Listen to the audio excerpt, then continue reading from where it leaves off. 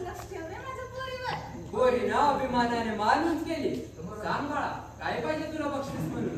बाबा, मला पुढे अजून खूप शिकायचे आहे. मला इंजिनियर व्हायचंय. ए पोरी, हे सगळं काही नको बाई, आता सरळ लग्न कर. अगं आई, पण मला अजून शिकायचंय. लग्नानंतर शिकवेल की नवरा तुझा? असं काय? आणि जर त्याने नाही शिकवलं तर? मग तू आणि तुझं नशीब बाई. यांच्याशी बोलून तर काही होणारच नाही. मी आपली गुरुजींकडेच जाते.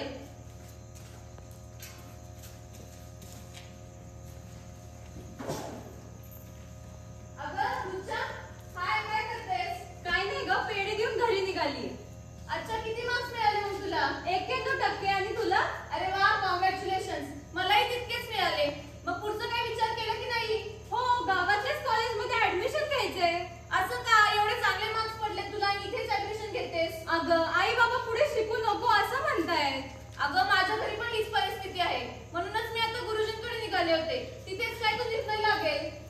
नाही बाई, मी माझ्या आई वडिलांच्या शब्दांच्या बाहेर नाही जाणार. मी त्यांचंच ऐकणार. बरं जाऊ दे, चल मी येते गुरुजींना भेटून. चालेल.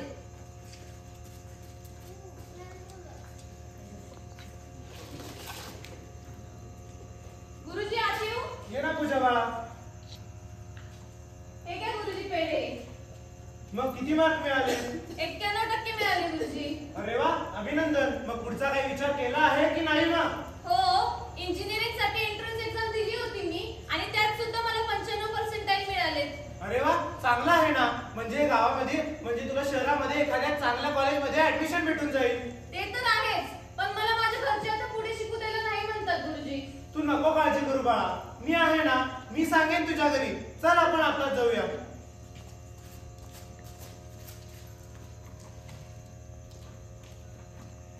आई बाबा लवकर बाहेर या, गुरुजी आले. काय झालं ग? नमस्कार गुरुजी, असे अचानक आलात? हो, पूजा आली होती माझ्याकडे भेटायला.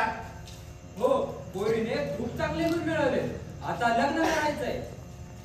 शरदराव, पोरीने एवढे चांगले मार्क मिळवले आहेत. याच्यामध्ये पूजाचा आणि तुमचा इतका मोलाचा वाटा आहे. मग शिकू द्या ना पोरीला पुढे. पण गुरुजी, पोरीचं लग्नाचं वय झालं आहे. बाकीच्या पोरीची लग्न झाली. 12वी पर्यंत शिकवलं ना, आता पुरे. पूजाने इंजिनिअरिंगच्या एंट्रन्स एक्झाम मध्ये 95% गुण मिळवले आहेत. जर का आपली पूजा शिकली तर आपल्या या गावातील पहिली महिला असेल जी इंजिनियर बनेल. गुरुजी, पोरीला इंजिनियर करायचं म्हटलं तर किती पैसे लागतील? आणि सगळे पैसे आताच खर्च झाले तर मग लग्नाला कुठून आणायचे? जर का हेच कारण असेल तर सरकार पदवी आणि पदव्युत्तर शिक्षण घेणाऱ्या मुलींसाठी, महिलांना शिक्षणासाठी मोफत अशी शिक्षणामध्ये योजना आणली आहे. या योजनेचा आपण सारे लाभ घेऊ शकतो आणि आपल्या मुलीला देखील इंजिनियर बनवू शकतो. गुरुजी, हे कसं काय? जर का एखाद्या कॉलेजची फी ही 1 लाख रुपये रक्कम असेल तर त्यातील 90,000 रुपये रक्कम हे सरकार त्याच्या खिशातून देते. मात्र राहिलेले 10,000 रुपये फक्त आपल्याला भरावे लागतील. मग जर का सरकार आपल्या मुलीसाठी 90,000 रुपये भरून चांगले शिक्षण देत असेल तर मग शिकू द्या ना पोरीला पुढे. पण गुरुजी, हे झालं पैशाचं. पोरीला मोठ्या कॉलेजमध्ये पाठवायचं म्हणजे ती राहणार कुठे, खाणार काय आणि मोठ्या शहरात राहायचं का? खर्च पण जास्त होतोय. शरदराव, जर का हेच कारण असेल तर सरकारच्या योजनेच्या माध्यमातून समाज कल्याणासारखी विविध संस्थाने आहेत. पंजाबराव देशमुख यासारख्या विविध योजना आहेत. या योजनेच्या माध्यमातून जर का आपण आपल्या पूजाचं एखाद्या गव्हर्नमेंट कॉलेजमध्ये ऍडमिशन घेतलं तर तिथं राहायचं आणि खायचं मोफत खर्च होऊन जाईल. एवढ्या योजना आहेत? हो, आणि जर का सरकार आपल्या पोरीसाठी इतकं काही देत असेल तर आपण माघार का घ्यायची? हो गुरुजी, खरं आहे तुमचं. माझी पोर हुशार आहे, मीच कमी पडलो. पण गुरुजी, या योजनेचा अर्ज कसा करायचा? माझ्या ओळखीच्या एक महिला ऑफिसर आहेत. आपण त्यांच्याकडे जाऊ, ते सांगतील आपल्याला अर्ज कसा करायचा तो. हो, चला.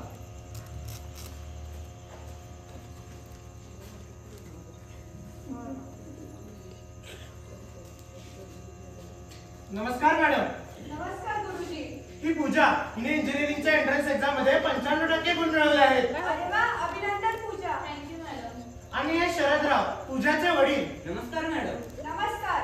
मी पूजाला काही सरकारी योजना सांगितल्या आहेत, ज्या योजनेच्या माध्यमातून मुलींना मोफत शिक्षण घेता येतं व गव्हर्नमेंट कॉलेजमध्ये ऍडमिशन घेता येतं. म्हणजे त्या माध्यमातून आपला पैसा देखील वाचतो. मात्र या फॉर्मला कसा अर्ज करायचा याची थोडी कल्पना हवी होती.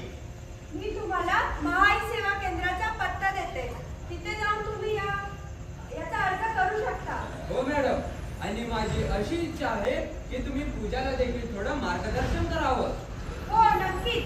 आजकाल मुली सर्व क्षेत्रात पुढे आहेतच, पण आपल्याला संघर्ष आहेतच. पण पूजासारख्या मुलींमुळे, त्यांच्या अशा यशामुळे भरपूर मुलींना प्रेरणा मिळते. जसं की सावित्रीबाई फुले, डॉक्टर आनंदी जोशी, कल्पना चावला, सुधा मूर्ती या अशा मोठ्या मोठ्या महिलांचा आदर्श ठेवून आपण आयुष्यात पुढे चालत राहू शकतो. हे बघ पूजा बाळा, गुरुजी, आई वडील हे तुझं पाठबळ आहे. तुला तुझ्या उज्ज्वल आयुष्यासाठी खूप खूप शुभेच्छा. धन्यवाद मॅडम.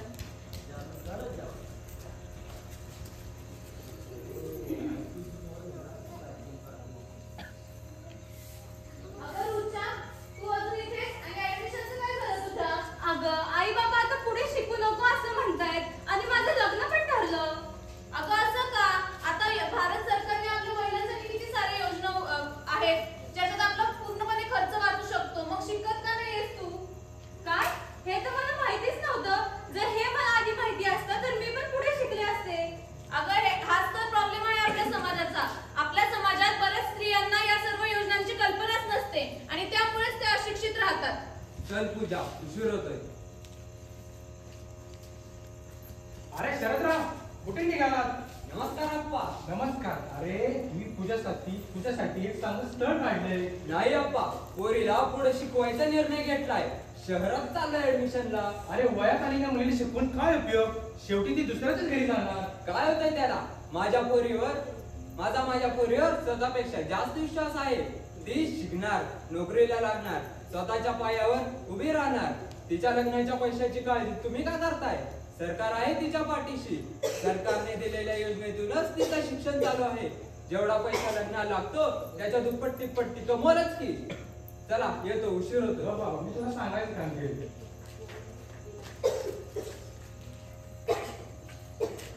हो नक्कीच. समाज हा फक्त पुरुषांनी मोठा होत नाही.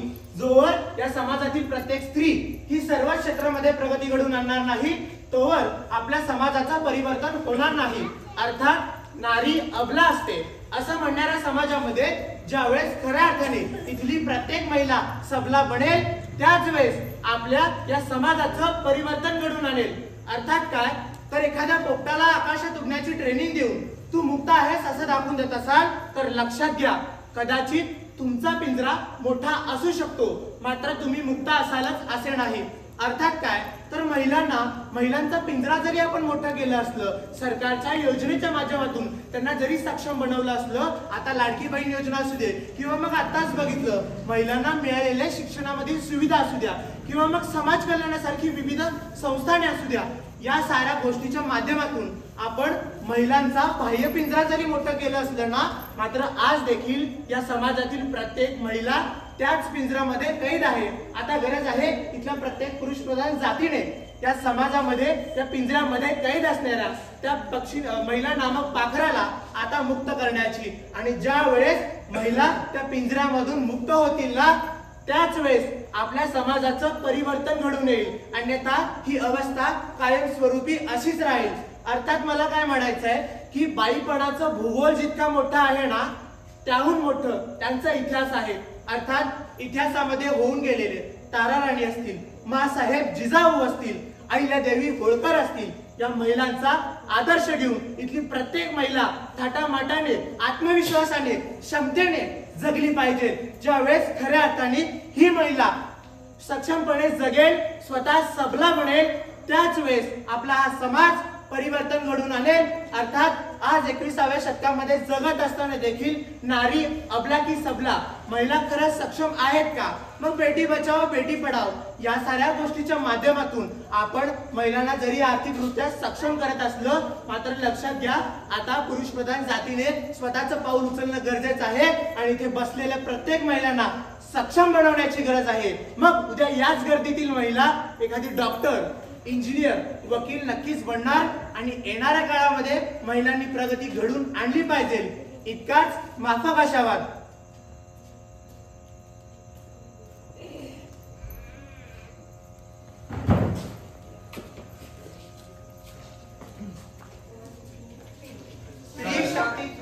सरकारच्या योजना, स्त्री शक्तीचा आधार, घडवते नवा मार्ग, करते स्वप्नांचा सत्कार. धन्यवाद.